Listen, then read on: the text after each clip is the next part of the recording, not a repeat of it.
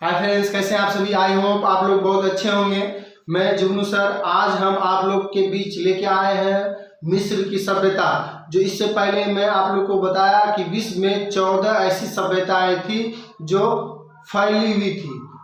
हर देश की अलग अलग सभ्यता है। तो आज जो हम लोग पढ़ने जा रहे हैं वो मिस्र की सभ्यता है। जो मिस्र की सभ्यता जो है वो एक नील नदी के किनारे यानी नील नदी के आसपास फैली हुई सभ्यताएं थी। वहां का राजा का नाम था फराओ। फराओ मतलब नील नदी का झंडा फराओ। नील नदी का झंडा मिस्र में फैला फराओ, ये आपको याद रखना है। दोस्तों आते हैं, आज हम बात करते हैं मिस्र की सभ्यता। मिस्र की सभ्यता से हमें बहुत कुछ मिली है, जैसे विज्ञान, शिक्षा के क्षेत्र में हमको विद्यालय किस सभ्यता से मिली है। सबसे पहले मिस्र की सभ्यता से आपको ये भी मानना होगा कि मिस्र सभ्यता के लोग ना मतलब शरीर को क्या करता था, मंदिर में रखता था। कहाँ रखता था? मंदिर में। और उस मंदिर में रखे हुए सब को वो क्या कहता था?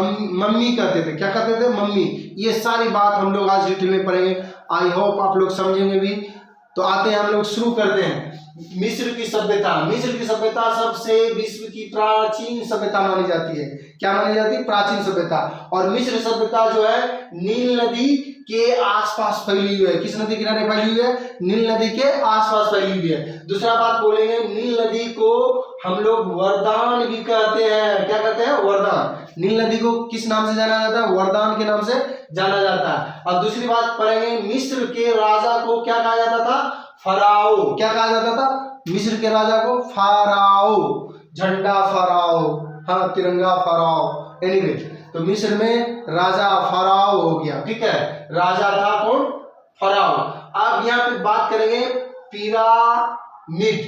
ये इंपॉर्टेंट वर्ड है, आप जानेंगे। मिस्र की सभ्यता पिरामिड के कारण से ही प्रसिद्ध है। आपको ये जानना है मिस्र की सभ्यता जो थी, पिरामिड ऐसे आकार में थे, त्रिभुजाकार में, मतलब इस तरह का मंदिर के आकार में बने हुए थे। लोग उसको मंदिर भी समझते थे।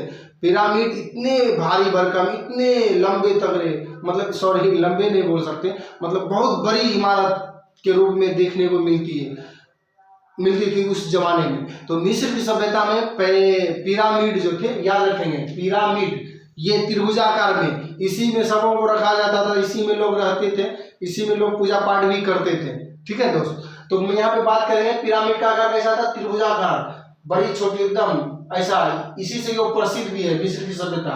किससे? पिरामिड से। आपको ऑब्जेक्टिव दे देगा दोस्त कि मिस्र की सभ्यता किससे प्रसिद्ध है? पिरामिड से, पत्थर से, लोहा से। तो आपको बताना होगा दोस्त, मिस्र की सभ्यता प्रसिद्ध है किससे? पिरामिड से। पिरामिड से। अब बात करेंगे, ये मंदिर के आकार जैसा होता था। ठीक है, कैसा आकार होता था? मंदिर के आकार जैसा। अब पिरामिड का जो निर्माण क्या था?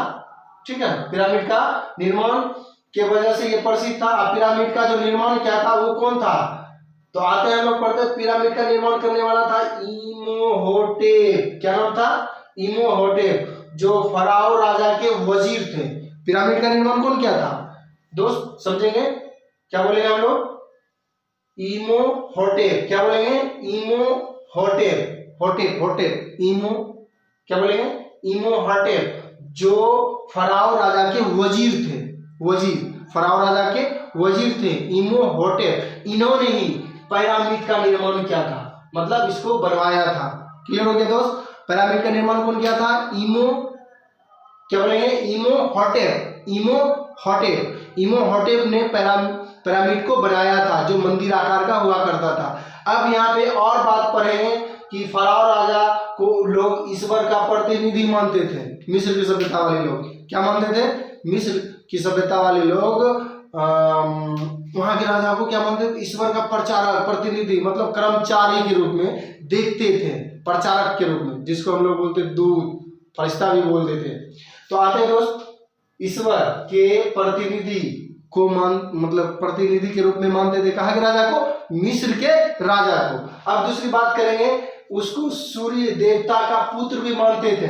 कहाँ के लोग? मिस्र के सभ्यता के लोग। मिस्र के सभ्यता के लोग क्या मानते थे?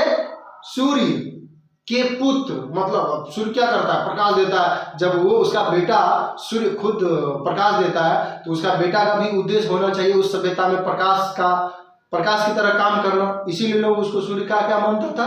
बेटा मानता होगा, यही रीजन होगा, और कुछ भी रीजन हो सकता है। तो दोस्तों याद रखना है, सूर्य का बेटा किसको माना जाता था? फराओ राजा को। ईश्वर का पुत्र या प्रतिनिधि, हो सकता है कहीं कहीं पुत्र भी दे दे, कंफ्यूज नहीं करना। तो ईश्वर का प्रतिनिधि मानता था, पुत्र नहीं, ईश्वर के पास कोई पुत्र ही नहीं होता है। ईश्वर का प्रतिनिधि किसे माना जाता था? मिस्र के राजाओं को ईश्वर का प्रतिनिधि या सूर्य का बेटा माना जाता था। क्लियर हो गया दोस्त? अब बात करेंगे हम लोग राजा के मरने के बाद उसके शरीर का जो हिस्सा होता था वो पिरामिड नामक जगह पे, यानी पिरामिड मंदिर के रूप में जो था वहां पे जाके रख देता था सुरक्षित, और रसायन पदार्थ जो होता है उस पर केमिकल लगाकर रखता था ताकि ये सब खराब नहीं हो, मृत जो शरीर था वो खराब ना हो। तो उसको क्या कहा जाता था? उसको मम्मी कहा जाता था। क्या कहा जाता? मम्मी। अब याद रखिएगा दोस्तों, मिस्र की सभ्यता के लोग जिस शव को पिरामिड में रखते थे उसे क्या कहा जाता है? मम्मी। आज हम लोग मम्मी आके जो हम लोग को जन्म देते हैं, माँ होते हैं, उसको हम लोग मम्मी कहते हैं, लेकिन नहीं, मिस्र के सभ्यता के लोग मम्मी किसको बोले हैं? जो पिरामिड में राजा के शरीर को या कोई मरे हुए शरीर को वहां पे जो रखते थे उसको क्या बोला जाता था? मम्मी। तो आज हम लोग मम्मी नहीं बोलेंगे, क्योंकि मम्मी किसको बोलता है? मरे हुए शरीर को मम्मी कहा जाता है। ठीक है, तो नहीं, आज हम लोग इंडिया में सब भाषा मेरे लिए माशाल्लाह अच्छा है। आते हैं दोस्तों, हम लोग बात करते हैं अब अगला कि ये अंतिम अमहोटेप, क्या नाम है? अमहोटेप, जो 1375 बीसी से लेके 1358 तक मानव इतिहास का प्रथम सिद्धांतवादी माना जाता है। मानव इतिहास का प्रथम सिद्धांतवादी कौन है? अमहोटेप। कौन है दोस्तों? अमहोटेप चतुर्थ। अमहोटेप चतुर्थ मानव इतिहास का सिद्धांतवादी माना जाता। मानव इतिहास का सिद्धांतवादी कौन है? अमहोटेप। क्या नाम है? अमहोटेप। अमहोटेप को क्या माना गया? मानववादी सिद्धांत का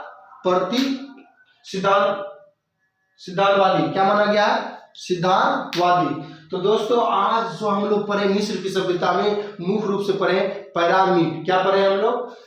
पिरामिड। क्या पढ़े? पिरामिड मंदिर आकार का होता था। ये ऑब्जेक्टिव इंपॉर्टेंट रहता है एग्जाम में कि पिरामिड जो थे इसमें शवों को रखा जाता था, मरे हुए मृत शरीर को रखा जाता था, जिसको मम्मी कहा जाता था। और यहाँ का राजा को ईश्वर का क्या मानता था? प्रतिनिधि। यहाँ के राजा को और क्या कहा जाता था? सूर्य का बेटा कहा जाता था। और ये भी मुख्य बात याद रखना है दोस्तों कि यहाँ से, कहाँ से? हमारे मिस्र सभ्यता से क्या क्या मिला? शिक्षा जो है, शिक्षा सबसे पहले विद्यालय, अगर विद्यालय भवन निर्माण किया वो मिस्र की सभ्यता के लोगों ने किया। उसके बाद कैलेंडर जो बनवाया, किसने बनवाया? मिस्र की सभ्यता के लोगों ने बनाया। विज्ञान क्षेत्र में आगे काम करने का भूमिका निभाया मिस्र की सभ्यता के लोगों ने। उसके बाद सूर्य का घड़ी रूप में देखना, इसको चलाना काम कौन किया था? मिस्र के सभ्यता के लोगों ने। उसके बाद जल गणित तक बना लिया था, यहाँ तक कि रेखा गणित जो है ये भी भूमिका निभाई कौन सी सभ्यता के लोगों ने? मिस्र की सभ्यता। ऐसे हर गणित कहीं न कहीं निर्माण हो चुका था, लेकिन रेखा गणित देने का काम मिस्र सभ्यता ने भी किया था। दोस्तों आज हम लोग मिस्र सभ्यता के बारे में पढ़े। आई होप आप लोग समझ गए होंगे। जल्दी जल्दी इसका स्क्रीनशॉट ले लें, कभी भी आप इसको देखकर पढ़ सकते हैं और कभी भी काम आ सकता है। और ये एक दूसरे के पास शेयर करें, बातचीत क्रम में इसको बताएं। आई होप आप लोग समझ गए होंगे। जय हिंद, जय भारत। फिर मिलते हैं अगले वीडियो में।